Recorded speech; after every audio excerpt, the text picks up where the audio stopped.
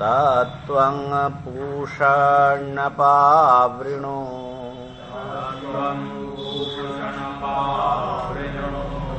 सत्यधर्माय दृष्टये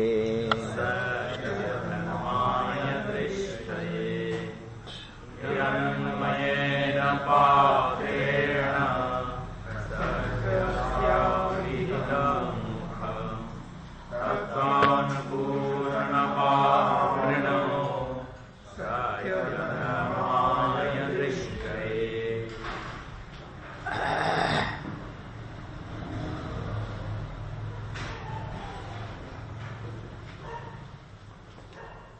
अविद्या और विद्या का समन्वय होना चाहिए, ये आप लोगों ने सुना।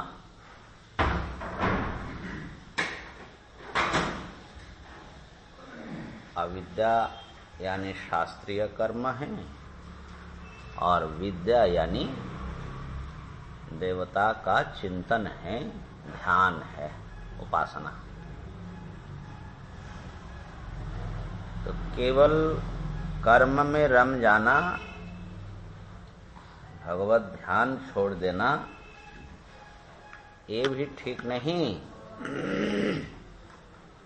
और केवल ध्यान में लगे रहना और कर्मों को, कर्तव्य को उपेक्षा कर देना, ये भी ठीक नहीं। तो कर्म और ध्यान दोनों का समन्वय जीवन में होना चाहिए।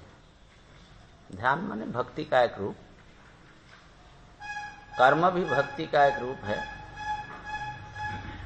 कर्तव्य कर्मों को ईश्वरार्पण बुद्धि से करोगे तो वही भक्ति हो जाएगी। सेवा, भगवान की सेवा हो जाएगी। लेकिन सेवा हो और साथ में ध्यान का भी अभ्यास होना चाहिए। उसके बाद फिर संभूति और असंभूति उपासना की बात आई 3 मंत्र में। उसमें बताया कि जो ध्यान करेंगे, माने उपासना करेंगे भगवान की, तो भगवान के 2 रूप है। एक तो संभूति यानी कार्य पदार्थ, विश्व चराचर भगवान का विश्व रूप है कि नहीं। तो इसी को वेदांत में विराट कहा जाता है। फिर इसके भीतर हिरण्यगर्भ है, ये सब व्याकृत बोलते हैं। और एक है उनका कारण रूप अव्याकृत। तो जो कारण ब्रह्म की उपासना करते हैं, कार्य का चिंतन नहीं करते, वो भी अंधकार में चले जाते हैं। और जो केवल कार्य का चिंतन करते हैं, कारण का चिंतन नहीं करते हैं, उसको भी गड़बड़ी रहती है। इसलिए दोनों का समुच्चय होना चाहिए। तो व्याकृत उपासना में यही जो भी साकार उपासनाएं हैं सब ले सकते हो। तो साकार और निराकार इस दोनों का समन्वय करने का यहां पर विधान दिया 14वें मंत्र में। जो व्यक्त और अव्यक्त दोनों रूप में भगवान का चिंतन करते हैं।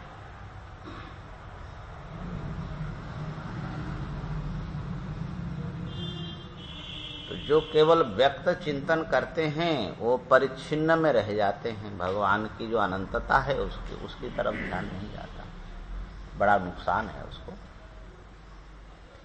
प्रायः साकार उपासक एक दूसरे से बहुत लड़ाई भी करते हैं, द्वेष रखते हैं। तो अच्छी बात तो नहीं है। हमारा उपास्य रूप ही बड़ा है, दूसरे का उपास्य रूप छोटा है, ये सब आग्रह आ जाता है, क्योंकि वो व्यक्त में फंसा रहता है, एक आकार विशेष में आग्रह रखता है। और जो अव्यक्त की उपासना करता है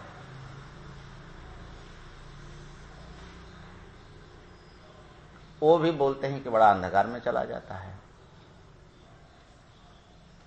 क्योंकि वो व्यक्त जगत से सामने जो ब्रह्म बैठे हुए उनके सामने इससे उसका कोई संबंध ही नहीं समझता है। तो रहता तो इस दुनिया में है, उसका कल्पना कहीं और जगह पर रहती है। तो इसलिए व्यक्त और अव्यक्त दोनों रूप की समुच्चय हो आपके ध्यान में तो अच्छा है। कैसे समुच्चय होगा? कल हमने बताया था कि जैसे हम लोग पूजा करते हैं तो हमारी उपासना है प्रायः परंपरागत जो उपासना है उस पर समुच्चय करके बताया। तो जब पूजा करते हैं तो भगवान का चिंतन ध्यान कैसे करना चाहिए? तो सबसे पहले एक एक भूत को, ये सारा विश्व चराचर भूत शुद्धि बोलते हैं, पंचभूत का बना हुआ है। और पंचभूत असल में पृथ्वी तो जल से उत्पन्न होता है, जल मात्र है। जल तेज में विलीन करो, तेज वायु में विलीन करो, वायु आकाश में विलीन करो, और आकाश को सत अव्यक्त ब्रह्म में विलीन करो। ये सारा विश्व चराचर कहाँ से प्रकट हुआ? तो मूल का चिंतन करो तो अव्यकृत में पहुंच जाओगे।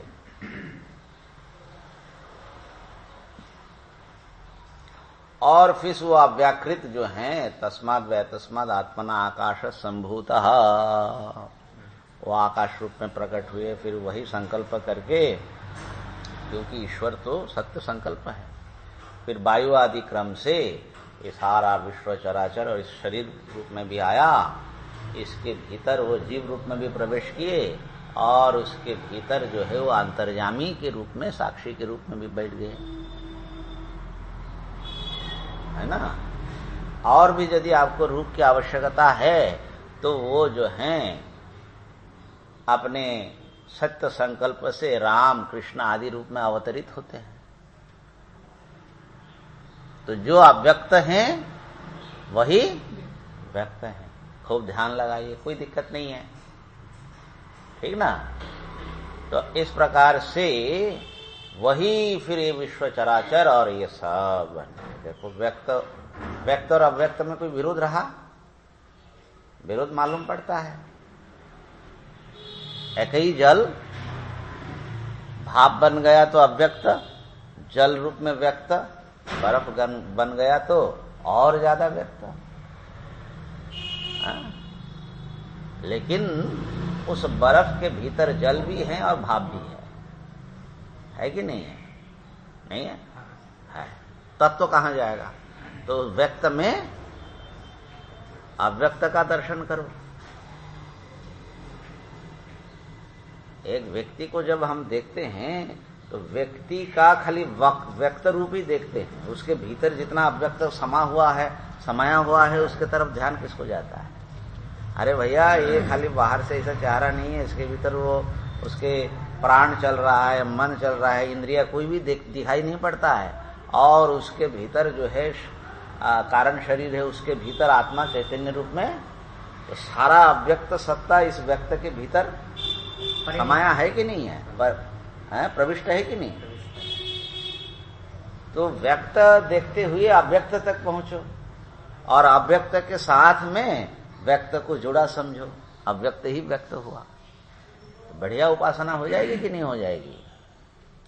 तो इस प्रकार से व्यक्त और अव्यक्त का समन्वय करिए। बड़े परिप्रेक्ष्य में और बड़े अभ्यास साध्य है, लेकिन सामान्य रूप से जो हमारा सहज प्रेम जो जिस व्यक्ति से होता है किसी न किसी गुण विशेष को लेकर के होता है। लेकिन ऐसा अभ्यास किया जाए कि जिसमें गुण है उससे भी प्रेम हो, जिसमें कोई गुण हमको नहीं भी दिखाई देता है उससे भी एक सहज प्रेम सबके भीतर व्यक्त और अव्यक्त का एक छोटा रूप जो है व्यक्ति में, एक ही व्यक्ति में, सब में। अच्छा अच्छा। मतलब सबसे प्रेम जो होता है गुणों के कारण ही होता है। लेकिन जो द्वेष होता है इसमें कोई गुण नहीं है, तो उनमें भी एक दृष्टि ऐसी बनाई जाए तो अव्यक्त की तरह ही। असल में द्वेष भी व्यक्त से ही होता है, दोष देखने से। तो इसीलिए तो कहा ना तज्जलान इति शांत उपासित। जो राग और द्वेष होता है वो व्यक्त पदार्थ से ही होता है, और जब सब एक अव्यक्त ब्रह्म ही है, सद्रूप है, तो राग द्वेष की समाप्ति होती है। तो व्यक्त चिंतन में परिच्छिन्नता रहती है, अव्यक्त में व्यापकता होती है, इसलिए अव्यक्त का चिंतन भी करना चाहिए। लेकिन केवल अव्यक्त चिंतन से अव्यक्त का ब्रह्म का एक अधूरा रूप ही हुई जो व्यक्त होकर के बैठा हुआ है, इससे आप फिर वंचित हो जाते हैं। सामने वालों से ही अगर प्रेम नहीं कर सका तो कल्पना में कहां से प्रेम करोगे? जिन लोगों के साथ डेली जीना पड़ता है, डेली व्यवहार करना पड़ता है, उन्हीं से हम न उनकी सेवा कर पा रहे हैं, न उनसे प्यार कर पा रहे हैं, और फिर उनकी आत्मा से अपनी एकता कहां से समझ में आएगी? तो कुछ प्रैक्टिकल चीजें भी तो होनी चाहिए। तो ध्यान में व्यक्त और अव्यक्त का समुच्चय का विधान कर दिया। इससे क्या होगा? विनाशेन मृत्युं तीर्त्वा, विनाश के अभ्यास से आप मृत्यु का अतिक्रमण कर लोगे। विनाश माने संभूति, व्यक्त, तो उसके चिंतन से, भगवान का व्याकृत रूप के चिंतन से सारे ऐश्वर्य आदि सबकी प्राप्ति हो जाती है। तो आपका जो अधर्म, अज्ञान, अवैराग्य, अनैश्वर्य आदि, असामर्थ्य आदि है, माने अष्ट सिद्धियां सब प्राप्त हो जाती है, ऐसा समझ लो। और व्यक्त में भी मुख्य व्यक्त रूप है हिरण्यगर्भ। यहां पर असल में भाष्यकार ने संभूति शब्द से हिरण्यगर्भ उपासना ही लिया। कार्य ब्रह्म बोलते हैं। उस हिरण्यगर्भ के पेट के भीतर ही सब रूप आ जाता है।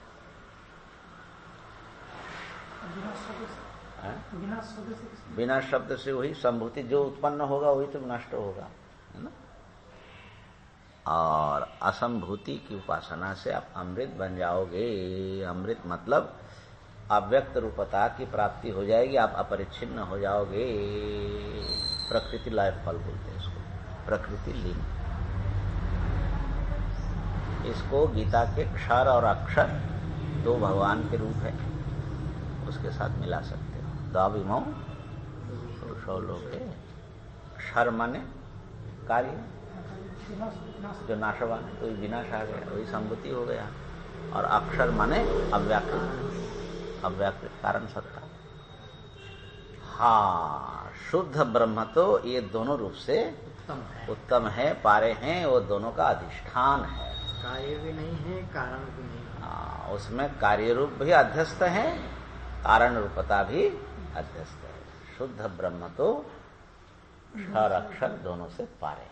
तो इसलिए ये तो कर्मनिष्ठा में जो आई है, माने कर्मनिष्ठा से जो चल रहे हैं साधक, वो कर्तव्य कर्मों को करे, ध्यान करे। ध्यान में भी दोनों प्रकार की भक्ति करे।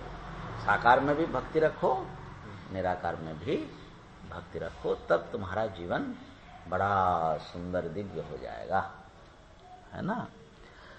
कर्म से आपकी कर्म की शुद्धि हो जाएगी, कर्म की साधना से। और स्वाभाविक जो प्रवृत्तियां हैं, आलस्य, जड़ता और पशुवत प्रवृत्ति, इस सब का अतिक्रमण हो जाएगा, कर्म शुद्धि हो जाएगी, है ना। चरित्र की शुद्धि हो जाएगी। और ध्यान से, भक्ति से आपका हृदय शुद्ध हो जाएगा। प्रेम जो है परमात्मा की ओर, सबको परमात्मा के रूप में जान करके प्रेम होगा। और अव्यक्त के चिंतन करने से बहुत हद तक बुद्धि की शुद्धि हो जाएगी। बुद्धि छोटी चीजों में अटकी रहती ना, परिच्छिन्न वस्तु को बड़े चीज समझने में कठिन होता है, बुद्धि की शुद्धि हो जाएगी। तो कर्म शुद्धि, हृदय शुद्धि और बुद्धि की शुद्धि, ये सब साधना का वर्णन है। अब उसके बाद जो है बाकी जो 4 श्लोक आया है ना, इन 4 श्लोक को अंतिम प्रार्थना के रूप में देखा जाता है। प्रार्थना प्रकरण है, वो प्रार्थना भी अंतिम प्रार्थना है। जो निराकार का चिंतन उपासना है, हाँ ज्ञान निष्ठा के लिए जो निष्ठा बताया, हाँ उसमें जो आत्मा अहम सर्वम जो उपलब्धि है, हाँ, किंतु इस उपलब्धि के साथ यहाँ पे उपासना में मोटे मोटे क्या अंतर है? हाँ, तो वो निराकार तो है भक्त के भगवान, लेकिन निराकार के में परंतु निर्गुण नहीं है, वो सगुण है। और उनकी जो बात है वो निर्गुण है। नहीं समझे? निर्गुण का विचार या साक्षात्कार ज्ञान श्रवण मनन निधिध्यासन में, और भक्ति में सगुण का, इतना अंतर है। और भी अंतर है, धीरे धीरे स्पष्ट होगा, खाली अभी इतना ही मान करके समझो। क्षर चिंतन अक्षर चिंतन, लेकिन उससे क्षर अक्षर दोनों में एक समान रूप से विद्यमान सत्ता है, उसका चिंतन। तो क्षर भी एक चेहरा है, कार्य के रूप में जब देखते हैं सत्ता को, तो ये नाना नाम रूप से विचित्र सत्ता को देख रहे हैं। और ये जब उत्पन्न नहीं हुआ तब वो प्रलय अवस्था में वो भी एक, असल में वो भी एक परिच्छिन्न चीज हुआ ना, अव्यक्त प्रलय। तो उस समय के चिंतन का, और उसमें और इसमें दोनों में समुच्चय किया आपने, लेकिन फिर भी दोनों चेहरे को आपने रखा, और दोनों चेहरा बाधित होकर के खाली एक अखंड सत्ता ही जब रह जाएगी तो उसका नाम है निर्गुण।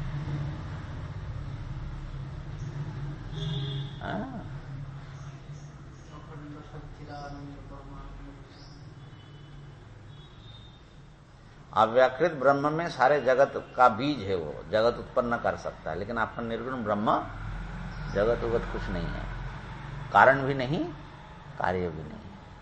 कार्य कारण भाव दोनों ही द्वैत में होता है, द्वैत है वहां, कहीं ना कहीं किसी ना किसी रूप में दो दिखाई पड़ रहा है। लेकिन जब अद्वैत में जाएंगे तो न कारण है न कार्य है, एक तत्व है। तो वो धीरे धीरे स्पष्ट होगा, लेकिन है इसी दिशा में चिंतन करने से रहस्य मिलेगा। ये समझने कम होगा कि निर्गुण और निराकार एक तत्व है। निर्गुणता अलग है, निराकारता अलग है। सगुण भी निराकार होता है। सगुण के दो भेद, एक साकार सगुण और निराकार सगुण। सगुण निराकार, ये सगुण निराकार, कारण ब्रह्म अव्याकृत जो है वो सगुण निराकार, वो निर्गुण निराकार।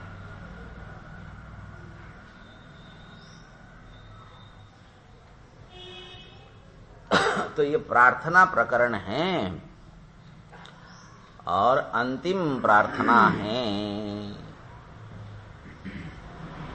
अंतिम प्रार्थना है। अगर अंतिम समय आज ही उपस्थित हो जाए हम लोगों का तो क्या मांगेंगे? हाँ? कुछ मांगना नहीं? अभी तो ब्रह्म तो मेहनत चिंतन, हाँ समागे तो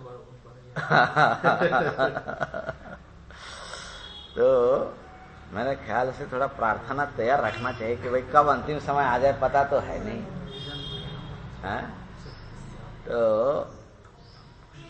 सचमुच अगर कुछ मांगने की, जब ऐसा भगवान खड़े हो जाए, ऐसा मांगो जो मांगना है करके,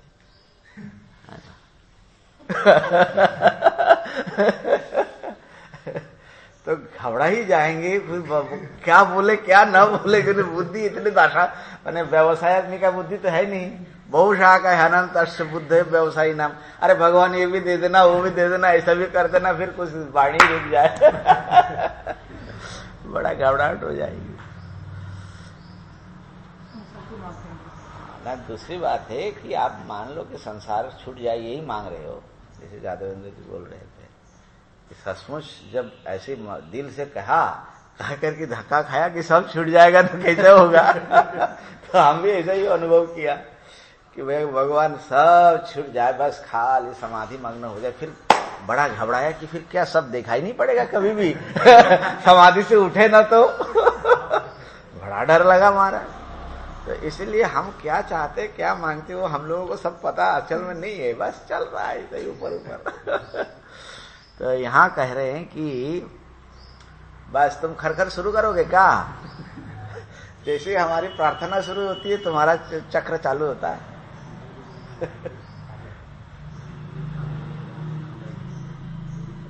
मुझे लगता है जो शिव उपासक है, महादेव का जो स्वरूप है, हाँ हमारे प्रार्थना संतुष्ट के सामने हम खड़े भी हो जाए, हाँ डर के मारे लोग भागे जाएंगे। आज गले में स्वर पर लगा हुआ है तो साफ देख कैसे हम सभी भाग जाएंगे। मुंड का माला है, मुंड का माला है, वो मुंड भी तो जिंदे ही होंगे, मरा मरे तो होंगे नहीं, वो हिल डाल रहे होंगे, उनका आंखों जो है और ऊपर से यहाँ से आग धक धक धक धक कर रहा है आंखें, और हाथ में त्रिशूल भी लिया है, कब उठा दे। हमारे आश्रम में एक बच्चा था अगरतला में, अभी भी होगा, तो बोले कि स्वामी जी हम किस भगवान की उपासना करें, चिंतन करें, ध्यान करें। प्रवचन वचन सुनता रहता है ना, और तुमको क्या अच्छा लगता है? बोला हमको तो सबसे बड़ा महादेव जी मालूम पड़ता है, महादेव जी की करो ध्यान। बोले डर लगता है। बोले क्या डर लगता है? बोले ये सीरियल देखता रहता ना, बोले कुछ हुआ तो ऐसे आंख खुल जाता है और सब जला डालता है, और त्रिशूल उठा कर कैसे फेंक देता है। तो बोले हमारे सामने आ जाए तो हम तो बहुत डर लगेगा। अब बड़े सीरियसली बोल रहे हैं, कैसे करे? हम समझाते रह गए भैया महादेव जी क्यों मारेंगे तुम्हारा, तुम तो भक्त हो उनके, लेकिन डर तो लगता है महाराज। तो खैर यहां पर प्रार्थना प्रकरण है, और कैसी प्रार्थना कर रहे हैं। एक अविद्या विद्या संभूति असंभूति सारा जीवन भर जिसने समुच्चय किया और पूरी ईमानदारी से साधना की, पूरा जीवन उनकी आराधनामय बनी, वो व्यक्ति जब अंतिम समय उपस्थित होता है तो किस प्रकार प्रार्थना करते हैं उसका वर्णन है। और इसका ऐसा मालूम पड़ता है कि वो डेली ऐसा प्रार्थना करते रहे होंगे लगभग, तभी जाकर के अंतिम समय में भी ऐसी प्रार्थना। भाष्यकार पहले संगति जोड़ रहे हैं, उसको थोड़ा ध्यान दीजिए। मानुष दैव वित्त साध्यं फलं शास्त्र लक्षणं प्रकृति लयांतम।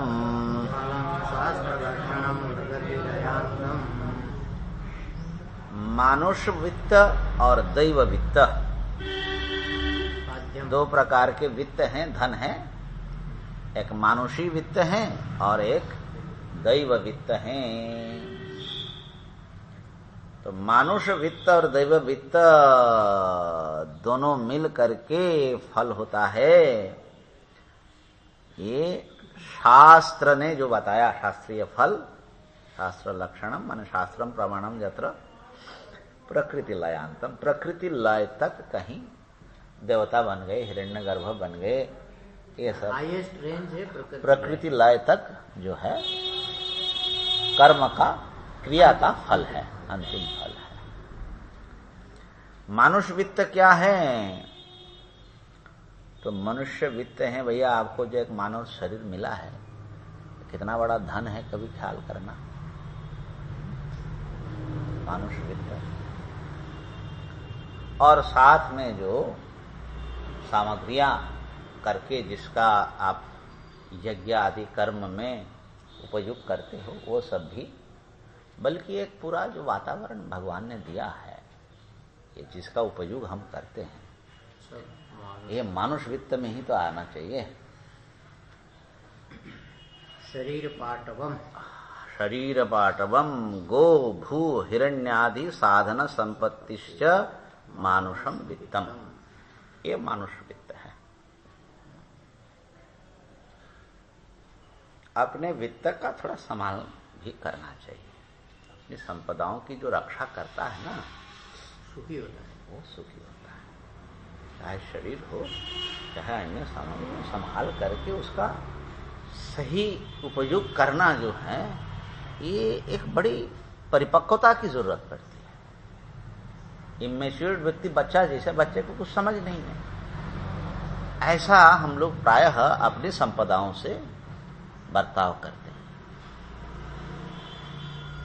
तो ये हो गया मानुष वित्त। दैवम वित्तम क्या है? जो शास्त्र हैं।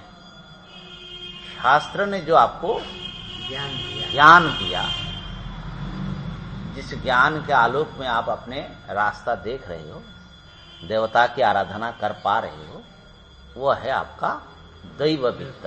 क्योंकि मानुष वित्त तो यही इहलोक में समाप्त हो जाएगा। अब उसका उपयोग जब आप करेंगे तब वो जो आगे तक चलेगा। तो खाली कुछ लोग खाली मानुष वित्त से ही संतुष्ट हो जाता है, तो उसका जीवन इहलौकिक तो ठीक ठाक हो सकता है, लेकिन अगर दैव वित्त नहीं है तो इसका मतलब है कि आगे रास्ता चलने के लिए आपके पास कुछ पाथेय खाली हाथ जा रहे हो, कुछ किया ही नहीं। तो इसलिए शास्त्रीय कर्म, उपासना, ये सब दैव वित्त है। ऐसा वित्त शब्द से देखो कैसा भाव ध्वनित होता है ना।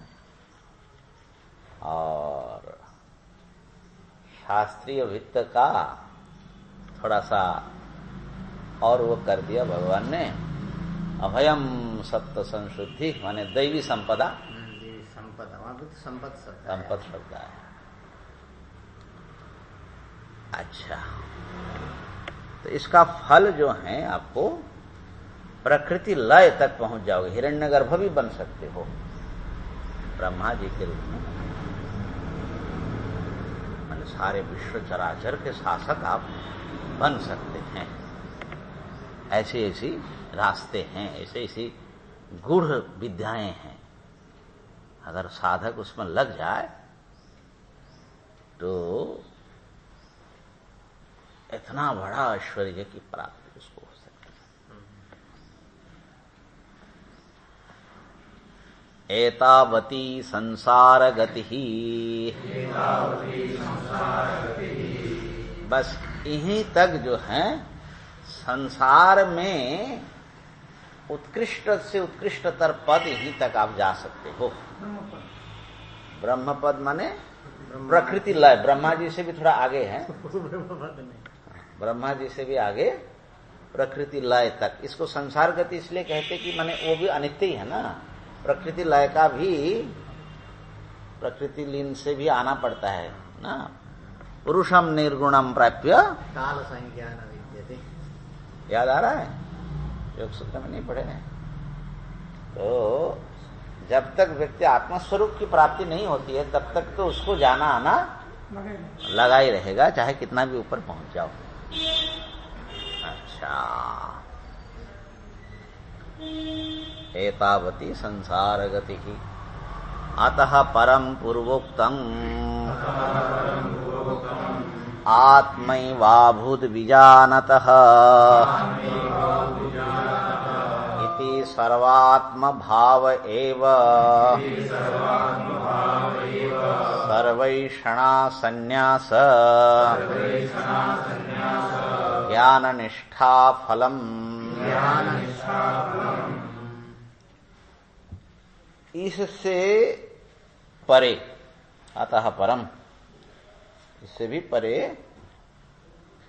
वो है पूर्व में जो आया है आत्मैव अभूत विजानतः, जिसको जानने वाला जिन समस्त भूतों के आत्मा ही हो गया, अथवा आत्मा ही सब कुछ हो गया, कुछ भी बाकी नहीं रहा।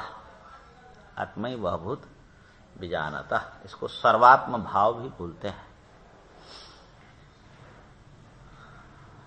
वो सर्वात्म भाव ही उससे ऊपर का फल है,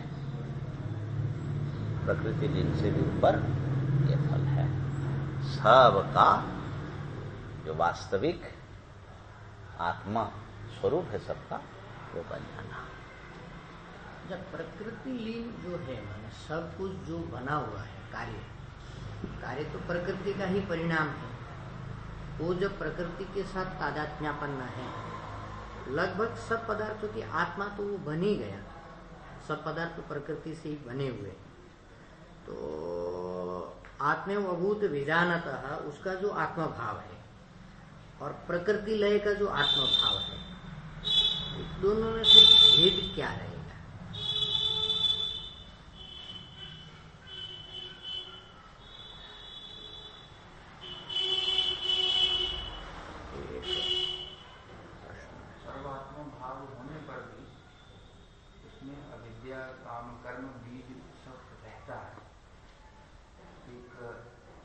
व्यक्त होने की, साकार होने की योग्यता है, बल्कि जो व्यक्त अव्यक्त में लीन हुआ है वो पुनः फिर वापिस आ गया। ये अविद्या काम कर्म विभूत सब वहां पर है।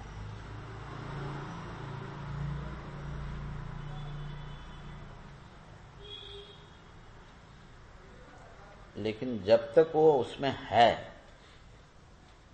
ठीक है, जब वापस आएगा वो तो उसके फल की अवधि आप बता रहे हैं, लेकिन एक आत्मनिष्ठ महापुरुष है और अव्यक्त में लीन महापुरुष है, दोनों में उस स्थिति में भी कुछ अंतर होगा।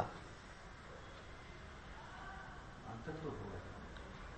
प्रकृति लय में अभी अपने निर्गुण स्वरूप को नहीं जाना, अपने निर्गुण स्वरूप को भी जानते हैं।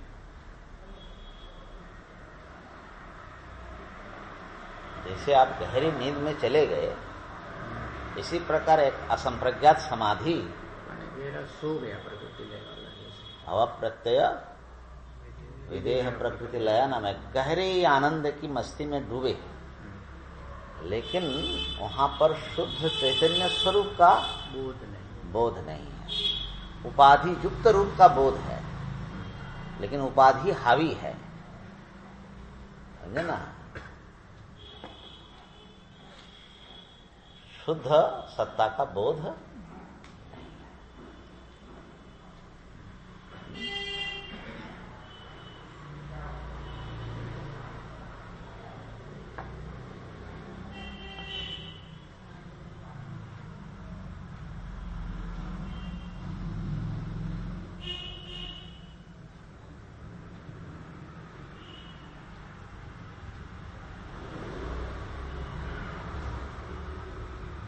माने जैसे कोई व्यक्ति स्वप्न में गया, स्वप्न में उसको जो है बहुत कुछ ऐश्वर्य का अनुभव किया और करके पुनः सो गया, है ना। तो हिरण्यगर्भादि ऐश्वर्य का अनुभव करके प्रकृति लय में चला गया, सो गया, लेकिन जगा नहीं यहाँ पे, जागरण नहीं हुआ, उसकी अविद्या निद्रा में पड़ा हुआ है वो। कितना भी ऊपर चले जाए, कितना भी दुख से पारे चला जाए, वो जो जगने वाली जो एक बात है वो जागरण नहीं हुआ उसका।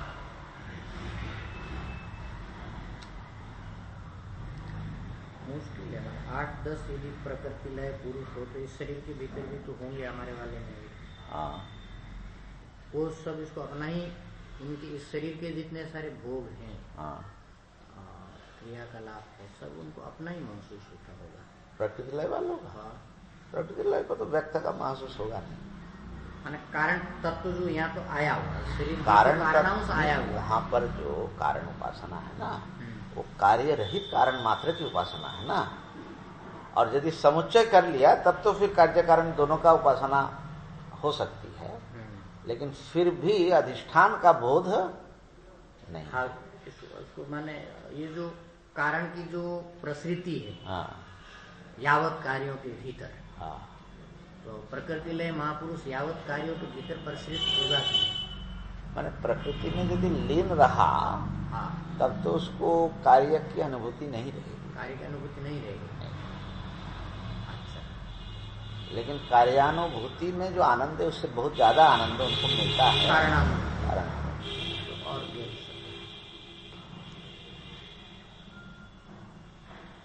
तो इससे परे जो है पूर्वोक्त आत्मा द्वैत का अनुभूति है, इसको सर्वात्म भाव बोलते हैं।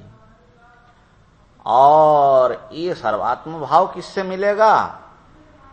वो तो समस्त ऐषणा को जब छोड़ देता है व्यक्ति, कुछ भी पाने की इच्छा, प्रकृति लय तक सबका संन्यास जब वो कर लेता है, तब संन्यास पूर्वक जो ज्ञान की निष्ठा है उसका फल है ना। सर्वैषणा संन्यास ज्ञान निष्ठा फलम, ये प्रथम मंत्र में जो बात आई उसी को दोहरा रहे हैं। तो आनंद मीमांसा ने इसको बहुत अच्छी तरीके से श्रोत्रिय ब्रह्मनिष्ठ महापुरुष को क्या फल प्राप्त? अकामहता। अकाम वहाँ पूरा है।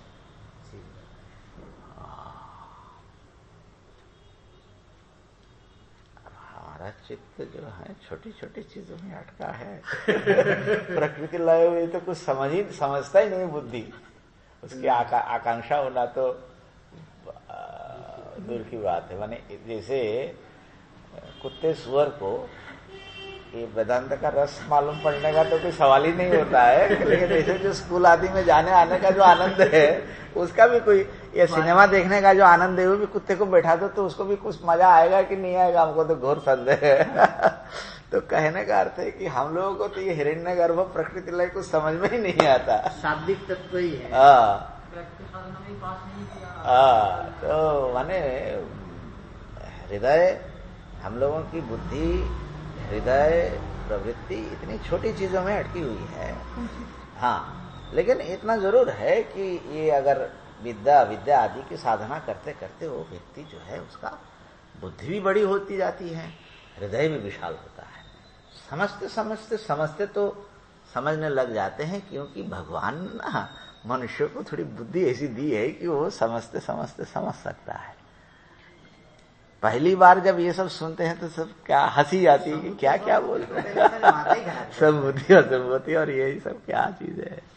वो जो सेमिनार हुआ था वहाँ हम सुनने गए थे। कहाँ पर? आप जो गए थे उसमें ईशावासी वाला ज्ञान प्रवाह ईशावासी का सेमिनार है। हाँ, सेमिनार 2002 में की था, 2003 में था। कुछ भी पहले नहीं पड़ा। अच्छा, संभूति जो है विद्या अविद्या सब लोग शंकराचार्य ने ये, अरे हमको ईशा ही समझ में नहीं आया। ईशते इति ईट ईशा ईशा वास्यम समझते टाइम लगता है।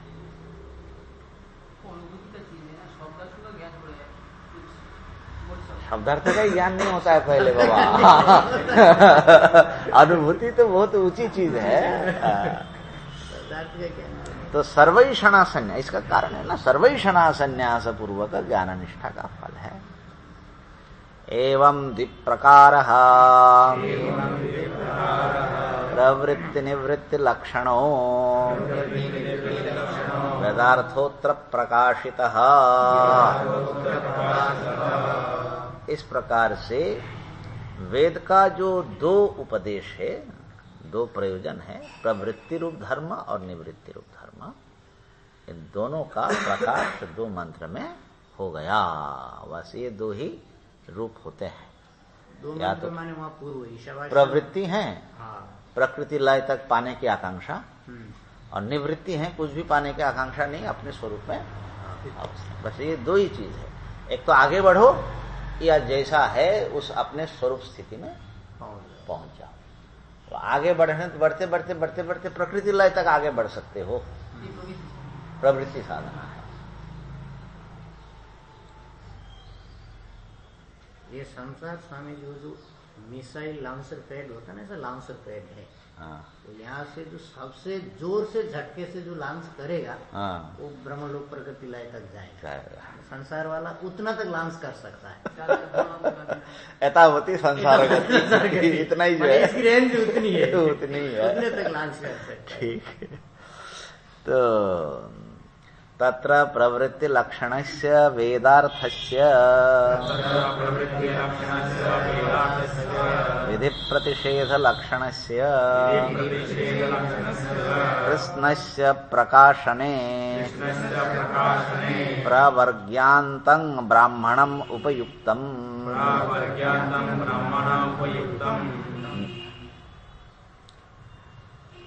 अच्छा, निवृत्ति लक्षणस्य वेदार्थस्य प्रकाशने अत ऊर्ध्वं बृहदारण्यकम् उपयुक्तम्। अब हाँ, नया इतना ही है।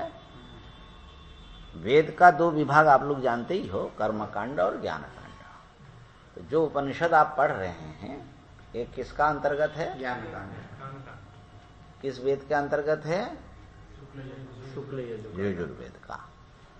तो शुक्ल यजुर्वेद का जो मंत्र भाग है, इसका अंतिम जो है 40वां अध्याय। 40वां अध्याय ईशावास्य उपनिषद, हाँ। ठीक है ना। उसके बाद मंत्र भाग के बाद ब्राह्मण भाग शुरू होता है। अच्छा, शुक्ल का ही, शुक्ल यजुगाई। हाँ, माने शुक्ल हो कृष्ण हो, ठीक है। तो पहले, ऐसे। अच्छा, सब वेद में पहले मंत्र भाग है, हाँ, उसके बाद ब्राह्मण भाग है। कृष्ण यजु में थोड़ा गड़बड़ है, ये है कि मंत्र और ब्राह्मण सब मिला है, मिला हुआ लपटा हुआ है, मिश्रित है। हाँ, तो ऐसे सभी वेदों का ऐसा ही होता है। ऋग्वेद ले लो, हाँ, सामवेद ले लो, हाँ, तो मंत्र भाग पहले अलग कर दिया, और ब्राह्मण भाग। अब ब्राह्मण भाग उसके बाद आता है। ठीक। ब्राह्मण भाग के अंत अंत आरण्यक हो जाता है, आरण्यक के अंत अंत उपनिषद आ जाता है। हाँ, एक क्रम है। इसलिए जो वेदांत कहते हैं ना, हाँ, तो वो वेद का ऐसे पढ़ने की दृष्टि से भी अंत भाग है, और वेद ज्ञान की सीमा भी अंतिम बात है, अंतिम बात भी है वो, है ना। तो यहां कह रहे हैं कि प्रवृत्ति रूप जो धर्म है, जो करना है प्रवृत्ति, वो है वो वेद का जो वो अर्थ भाग है जिसका स्वरूप है विधि प्रतिषेध रूप। कुछ करना और कुछ नहीं करने में एक कर्म विभाग समाया हुआ है। उस संपूर्ण का प्रकाशन करने में प्रवर्ग्य तक, ब्राह्मण भाग में प्रवर्ग्य अध्याय तक आता है। अच्छा, वहां तक जो है ये कर्म ही कर्म की बात, कर्म उपासना इन सब की बात आ गई। अच्छा, यहां तक ब्राह्मण का उपयोग हो गया, और निवृत्ति रूप जो आत्मज्ञान रूप जो वेदार्थ है उसके प्रकाशन में उसके बाद बृहदारण्यक उपनिषद आता है। अच्छा, ठीक हो गया। बृहदारण्यकम उपयुक्तम, ये माने कर्मकांड और ज्ञानकांड विभाग समझ लीजिए। बृहदारण्यक ब्राह्मण भाग है, तो ब्राह्मण भाग में वो प्रवर्ग तक जो है, माने 8 अध्याय शायद ब्राह्मण का इधर आता है, और उसके बाद बृहदारण्यक आ जाता है।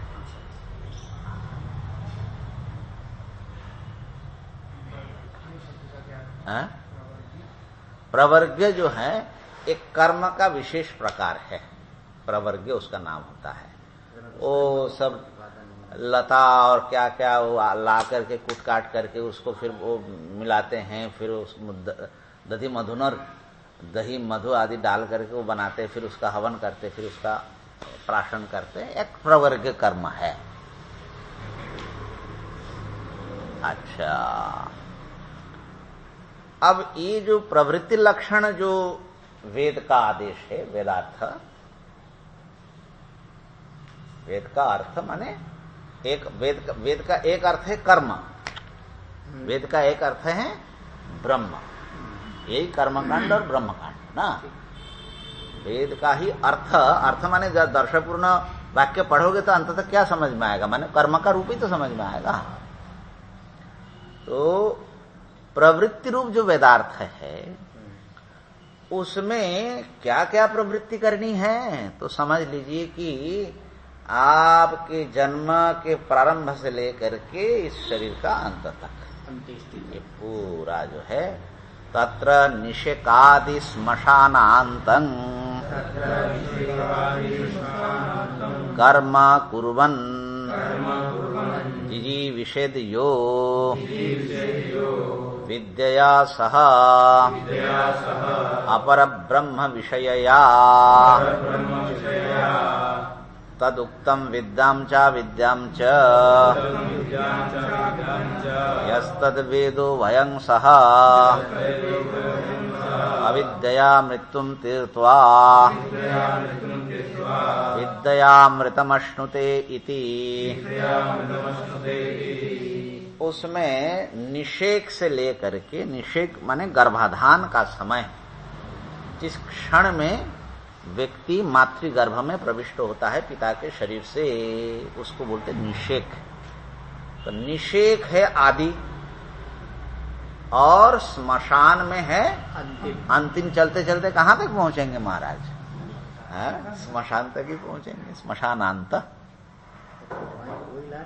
और क्या, और भी आगे कुछ कर रखते हो क्या? शरीर का तो यही लास्ट है महाराज।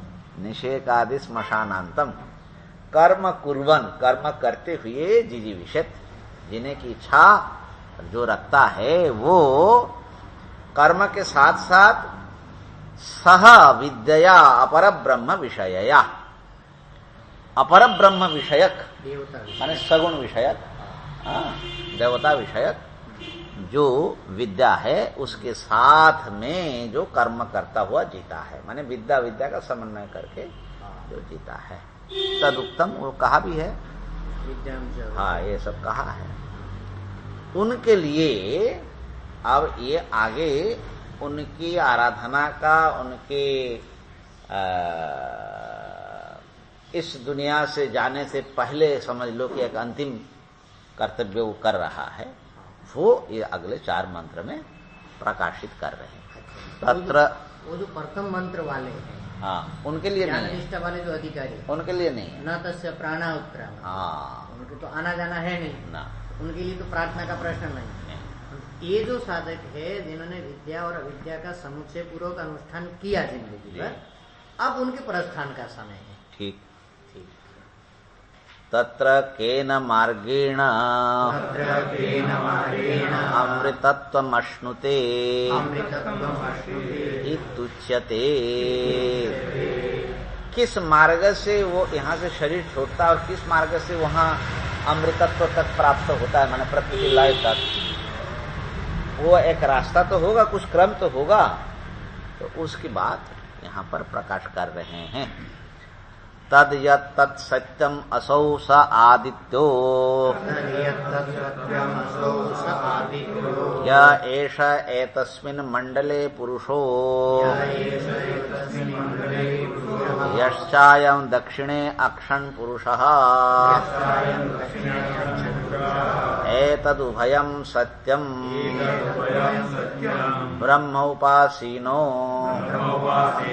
यथोक्त कर्म कृत्य यस्सो अंतकाले प्राप्ते सति आत्मानम् आत्मनः प्राप्ति द्वारम याचते।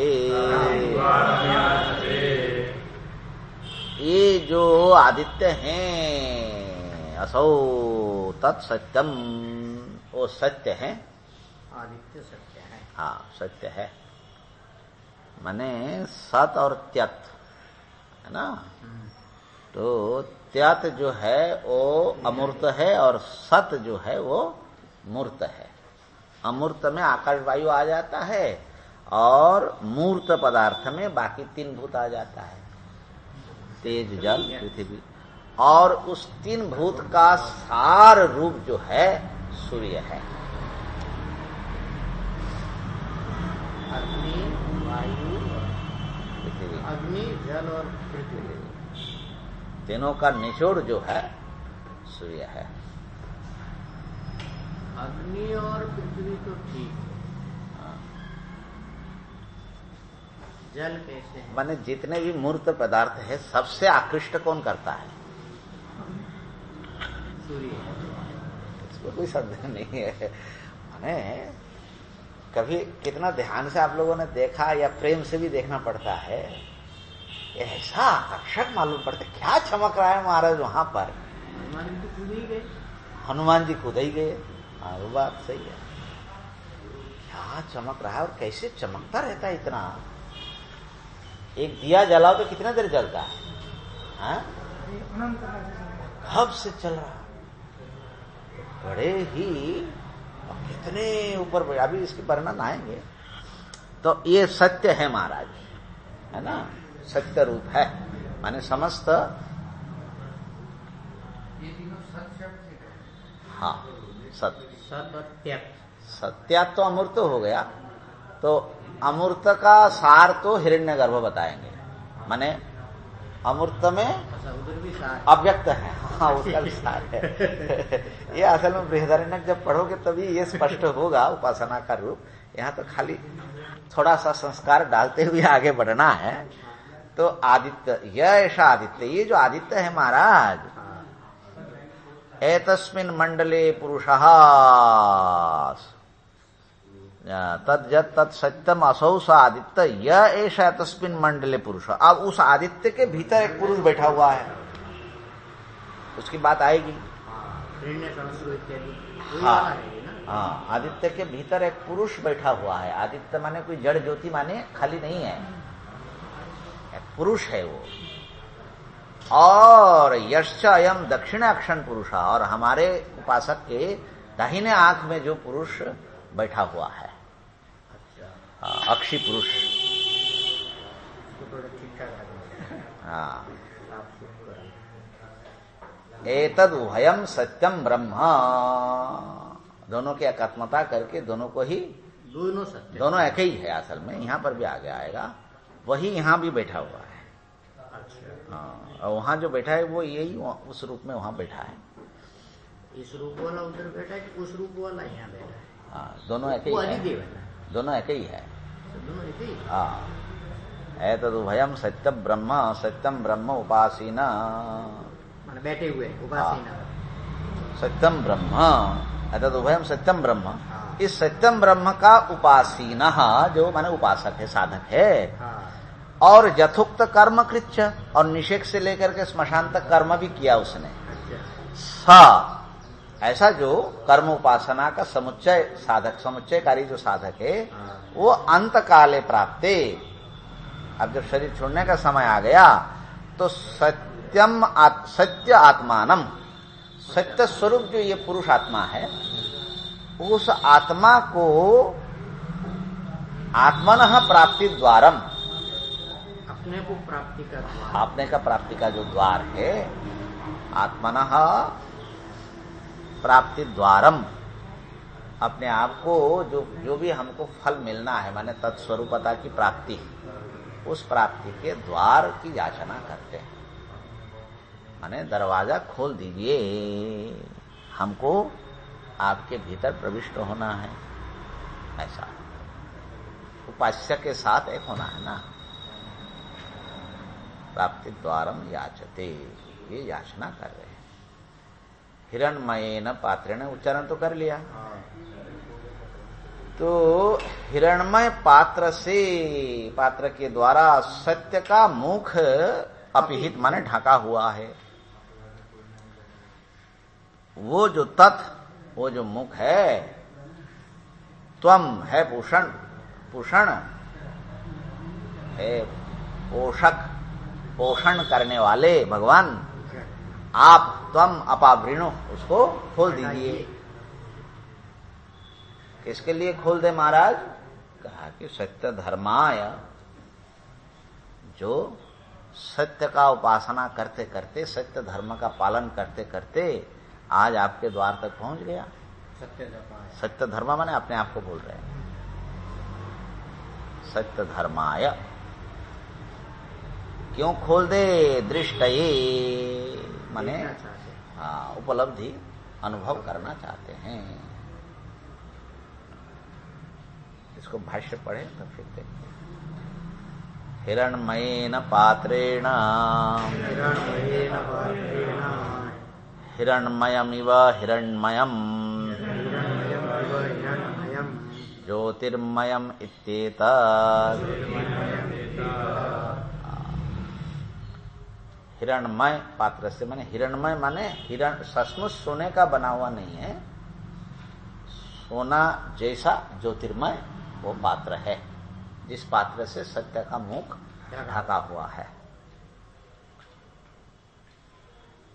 तेन पात्रेण इव अपिधान भूतेन सत्यस्य आदित्यमण्डलस्थस्य ब्रह्मणो अपिहितम् आच्छादितं मुखं द्वारं तत्त्वं हे पूषण्णपावृणो अपसारय। उस पात्र से जो कि अपिधान भूतेन, अपिधान माने ढकने का काम किया है, ऐसा माने आवरक जो पात्र है, ज्योतिर्मय पात्र किसके आवरक है? सत्य स्वरूप जो ब्रह्म बैठे हुए हैं ना आदित्य मंडल में, उनका मुखम आच्छादितम, मुखम माने मुख्यम जो स्वरूपम, वो आच्छादित है, सत्य का मुख आच्छादित है। तात्पर्य ये है, यह पहले ऐसे अर्थ ले लो, सूर्य मंडल जो है ना, हम लोगों को मंडल तो सबको दिखता है, बड़ा तेजोमय मंडल है, ज्योतिर्मय, यही हिरणमय पात्र है। तो उनके तेज ज्योति से उनके भीतर जो पुरुष चैतन्य सत्ता परमात्मा बैठे हुए हैं वो दिखते, हम लोगों को तो जड़ ही मालूम पड़ता है, बहुत लोग तो जड़ ही समझते हैं ना, तो दिखाई नहीं पड़ रहा है। अध्यात्म में ज्यादा समझ में आ जाएगा, शरीर से ढका हुआ आत्मा। ज्यादातर लोगों को तो ये शरीर ही आत्मा मालूम पड़ता है, शरीर के भीतर कोई आत्मा दिखता थोड़ा ही है, ढक गया ना। तो उसी प्रकार वहां भी ढका हुआ है। आदित्य में जो एक अधिदेवता पुरुष बैठे हुए हैं, अब देखो ना, हम लोग जो शिवलिंग में उपासना करते हैं, शालग्राम में उपासना करते हैं, मूर्ति में उपासना करते हैं, तो दूसरे लोग जब आते हैं तो हंसते हैं कि पत्थर की पूजा कर रहा है, ढका हुआ है ना, उसमें कैसे भगवान बैठे हुए हैं वो तो उपासक को पता होगा। तो इसलिए अब पत्थर में आप पूजा कर सकते हो, जल में पूजा कर सकते हो, अग्नि में पूजा कर सकते हो, तो ये आदित्य मंडल में पूजा नहीं होगी, बल्कि करते ही हैं हम लोग जो सनातनी है। ये सारा जो गायत्री उपासना है लगभग इसी सूर्य को ही केंद्र करके सब कर रहे हैं।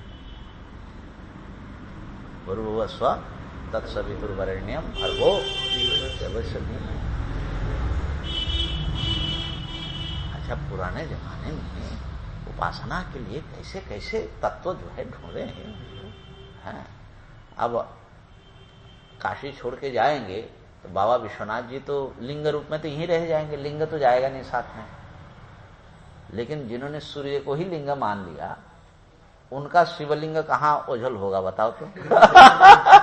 अमेरिका में चले जाओ, कहीं भी चले जाओ, अपना उपास्य हमेशा दिखता रहेगा, हमेशा साथ में रहेंगे। ये बढ़िया किया है, ये बढ़िया किया।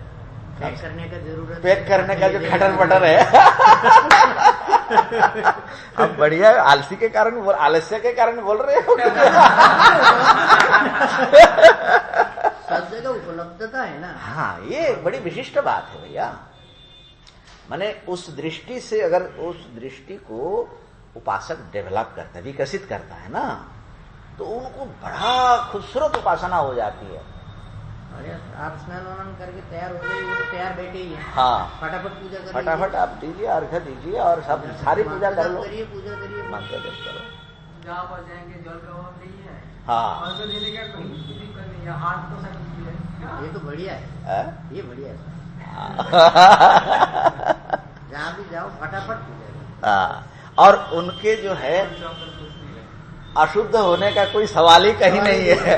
ऐसे मतलब हमारे यहाँ तो सब स्नान कराना, ये कराना, माने शुद्धि भी एक दिखनी पड़ती है। अब वो तो ऐसी जगह पर बैठा है कि वहां कोई अशुद्धि पहुंचता ही नहीं है। तो नित्य शुद्ध है। आलसी से भी यदि करे स्वामी जी, हाँ तो हमका भी हाँ, ठीक है, ठीक है, ठीक है, वो भी बात सही है। आलस्य से भी अगर उसमें लग जाए तो बड़ी चीज हो जाएगी। हाँ, आलस्य टूट जाएगा।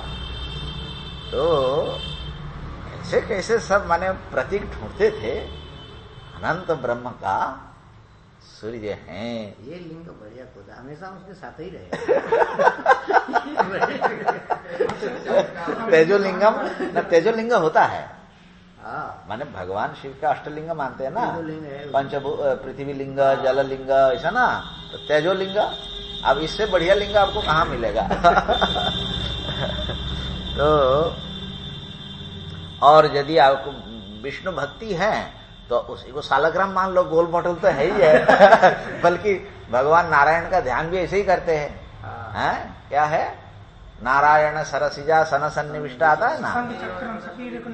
नहीं, वो नहीं।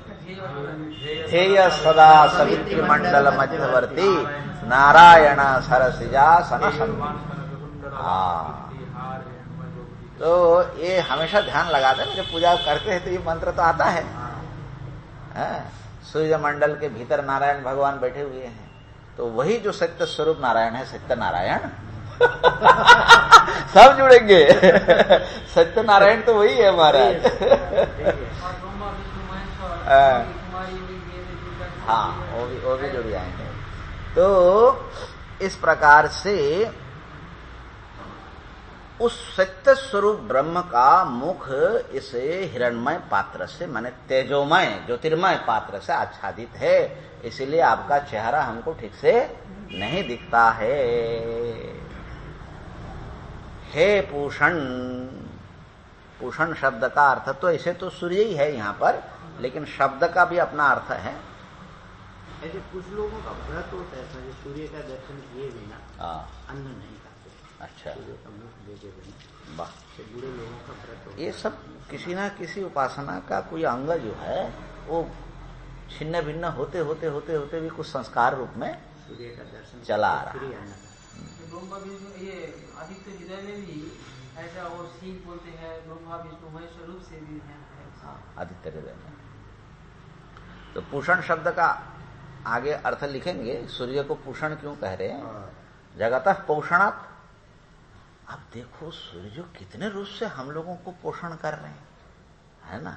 जैसे माँ अपना स्तन पिला पिला करके और प्यार दे दे करके बच्चे को बड़े करते हैं, तो ये सूर्य भगवान जो है अपने रोशनियों से अन्न कहो, शक्ति कहो, सब कुछ दे करके, हाँ, सूर्य आता तभी आंखें भी खुलती है नींद से उठा करके। तो अगर इसको इनके स्वरूप को ठीक से समझा जाए, इनकी महिमा को, है ना, तो इसीलिए पूषण। और साधक तो निरंतर ऐसे ही चिंतन किया, तो आप तो जीवन भर हमारे पोषण किया, पोषण करता और सबका पोषक है। इसलिए आपसे मैं प्रार्थना करता हूं, त्वम अपावृणु, आप इसको अपना जो एक आवरण आपने रखा है तेजोमय, उसको आप हटाइए। अपसारय सत्य धर्माय, सत्य धर्माय तव सत्यस्य उपासनात्, सत्यम धर्मो यस्य मम सोहम सत्य धर्मा, तस्मै मह्यम अथवा यथाभूतस्य धर्मस्य अनुष्ठात्रे दृष्टये तव सत्यात्मन उपलब्धये। सत्य धर्म के लिए आप द्वार खोल दीजिए, है ना। तो सत्य धर्मा साधक अपने को कह रहे हैं। कैसे आप सत्य धर्मा हैं? कहा कि सत्य स्वरूप आप हैं और आपकी उपासना मैंने जीवन भर किया, तो मेरा धर्म क्या है? आपकी उपासना, सत्य की उपासना। तो तब सत्य से उपासना, आप सत्य स्वरूप की उपासना करते करते मेरा धर्म तो केवल सत्य चिंतन ही रहा। तो सत्य धर्म यस्य, सत्य ही जो मेरा धर्म है, माने कर्तव्य है। सो अहम सत्य धर्मा। सत्य देखो, उपास्य चिंतन करते करते उपास्य के गुण उसमें आ जाता है। जो जिसका चिंतन करता है ना वैसा बन जाता है ना। जिसका जिस चीज का ध्यान करोगे वैसे ही बन जाओगे। ये प्रसिद्धि है और योग शास्त्र आदि शास्त्रोक्त है। एक बार रामकृष्ण परमहंस जी राम भक्ति करने लगे, हनुमान जी बन करके पेड़ों पर चढ़ करके राम राम बोलते थे, तो उनका पूंछ भी निकलने लगा था। माने इतना तादात्म्य होता है तो शरीर में भी उस प्रकार के परिवर्तन आने लगता है। प्रायः ये बहुत लोग बोलते हैं कि किसी प्रसिद्ध गुरु के पास जो रहने लगते हैं तो एक जाने अनजाने में उनका भी नकल करते रहते ना। अब रविशंकर जी के आसपास जो रहते तो दूसरे रविशंकर ही जैसे दिखने लगते। तो इसका मतलब है कि जितनी गहराई से आपका जुड़ाव होगा तो आपका मन और शरीर पूरा रूप आपका वैसा बनने लगेगा। तो हमने जीवन भर आपकी सत्य की उपासना की, तो सत्य धर्माय, सत्य धर्माय दृष्टये,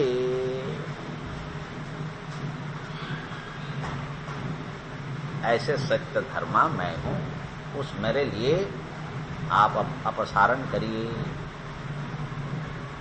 अथवा दूसरा अर्थ तो और सरल है, सत्य धर्म माने शास्त्र ने जो सचमुच जिसको धर्म कहा, मनमानी धर्म नहीं, यथाभूतस्य धर्मस्य, जो सच्चा धर्म है, सत्यम वद धर्मम चर, ये सब जो है उसका अनुष्ठाता होने से मैं सत्य धर्मा हूं। मिथ्या का तो हमने कभी उपासना की नहीं, अभ्यास नहीं। ऐसे सत्य आत्मा जो आपके दृष्टये, आपकी उपलब्धि के लिए। अच्छा, तो इससे मालूम पड़ रहा है कि चिंतन करते करते करते करते एक जगह जा करके साधक सरेंडर करता है। ध्यान में आप अपना जो आवरण है उसको खोल दीजिए। तो ये भक्ति की बड़ी मार्मिक वो प्रार्थना है ना। हमारे ताकत से तो हम नहीं कर सकते, आप अपना स्वरूप का दर्शन दीजिए।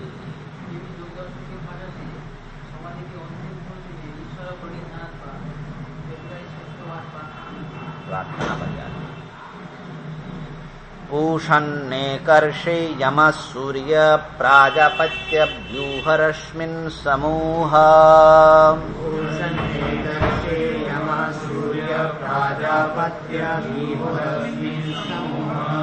तेजो यत्ते रूपं कल्याणतमं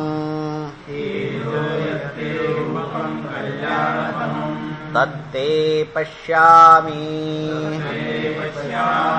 योऽसावसौ पुरुषः सोऽहमस्मि।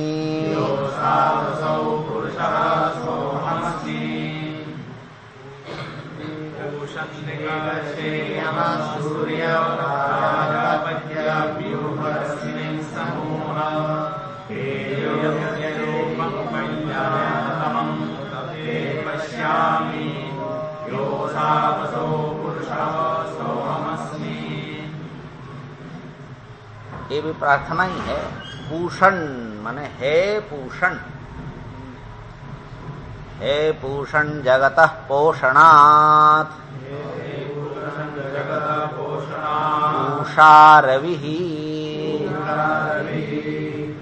जगत के पोषण कारक होने से रवि जो है वही पूषण है। पूषा, पूषा और पूषाणो, पूषाणो, पूषाणः, पूषण, पूषण, पूषणो, पूषणः, पूषा रवि। तो जगत के पोषक है। और दूसरा ये सारे संबोधन है। जैसे प्रार्थना करते ना, जब भगवान से प्रार्थना करते हैं तो जिससे आप प्रार्थना करते हैं उनका नाम बार बार लेते हैं ना, नाना प्रकार से उनका महिमा कीर्तन करते हैं। हे कृष्ण, हे गोविंद, हे माधव, मेरी रक्षा करो, ऐसा। तो एक संबोधन से काम नहीं चल रहा है, इसलिए पूषण एकर्षे, एकर्षे, एकर्षी, एकर्षी शब्द का संबोधन में उसका अर्थ सुन लीजिए। तथा एक एव ऋषति गच्छति इति एकर्षिः। हे एकर्षे, अकेला ही जो चलता है। देखो पूर्व से लेकर उनके बराबर कोई चल सकता है? अकेला आसमान पार करके चला जा रहा है। ये बड़ा आश्चर्य लगता था ऋषियों को। वैदिक युग में कठोपनिषद में भी आता है, ओ हंस एको गच्छति हंस आता है ना। बड़ा मंत्र है, थोड़ा टेढ़ा मेढ़ा लेकिन प्रसिद्ध मंत्र है।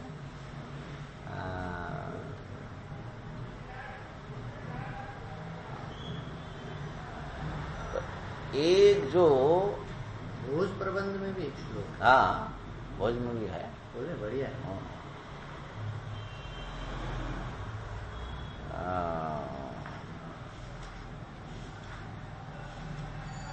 क्रिया सिद्धि तत्वे ना वो तो अंतिम वो अंतिम लाइन है।